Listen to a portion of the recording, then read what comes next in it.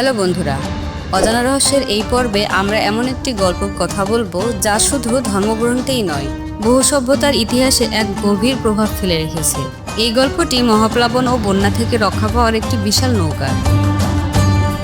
এটি সেই নৌকা যা মানবজাতির ইতিহাসে সবচেয়ে গুরুত্বপূর্ণ একটি যাত্রা সম্পূর্ণ করেছিল।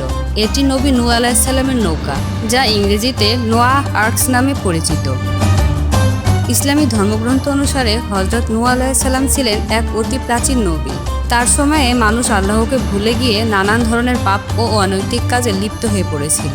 নূহ আলাইহিস সালাম দীর্ঘ 950 বছর ধরে তাদের এক আল্লাহর পথে ডেকেছেন, কিন্তু মানুষ তাকে উপহাস করেছে এবং অস্বীকার করেছে।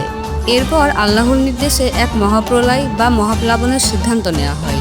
এই মহাপ্লাবনের হাত থেকে শুধু তারাই রক্ষা পাবে যারা ঈমান এনেছিল এবং নূহ আলাইহিস সালামের নির্দেশ মেনে চলেছিল। আল্লাহর নির্দেশে নূহ আলাইহিস সালাম এমন একটি নৌকা তৈরি শুরু করেন যা ছিল তার সময়ের সকল নৌকার চেয়ে বিশাল ভিন্ন। পবিত্র কোরআনে এই নৌকার নির্মাণ নিয়ে বিস্তারিত বলা আছে। এটি ছিল মূলত 3 তলা বিশিষ্ট। একটি তলা মানুষের জন্য, একটি পশু পাখির জন্য এবং শেষ তলাটি ছিল খাবার ও অন্যান্য প্রয়োজনীয় জিনিসপত্র সংরক্ষণের জন্য। অনেকের মনে প্রশ্ন আসে, এই নৌকা কি আদৌ তৈরি করা সম্ভব ছিল? আধুনিক বৈজ্ঞানিক গবেষণায় দেখা গেছে সেই সময়কার প্রযুক্তি ব্যবহার করেও এমন একটি কাঠামোর নৌকা তৈরি করা সম্ভব।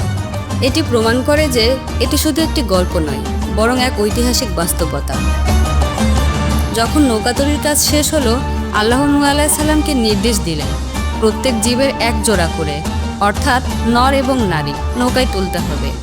এছাড়াও তিনি তার পরিবার এবং অল্প কিছু ঈমানদার ব্যক্তিকেও সঙ্গে নিয়েছিলেন। মজার বিষয় হলো, তার নিজের ছেলে এবং স্ত্রী যারা তার উপর বিশ্বাস স্থাপন করেনি, তারা এই নৌকায় ওঠেনি এবং মহাপ্লাবনে ডুবে গিয়েছিল।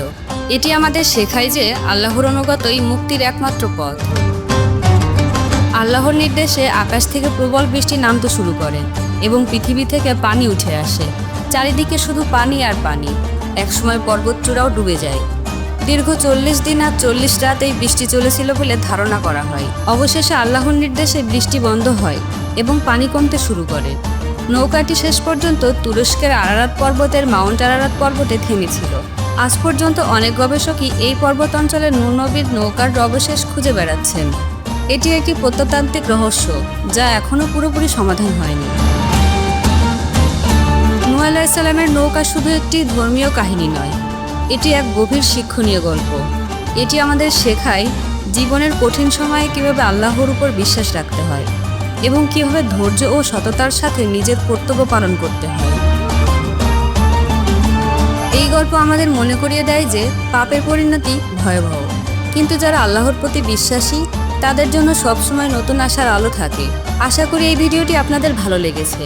যদি ভালো লেগে থাকে তাহলে অবশ্যই লাইক করুন, শেয়ার করুন এবং আমাদের চ্যানেলটি সাবস্ক্রাইব করুন। আপনাদের মতামত কমেন্ট বক্সে জানাতে ভুলবেন না। ধন্যবাদ।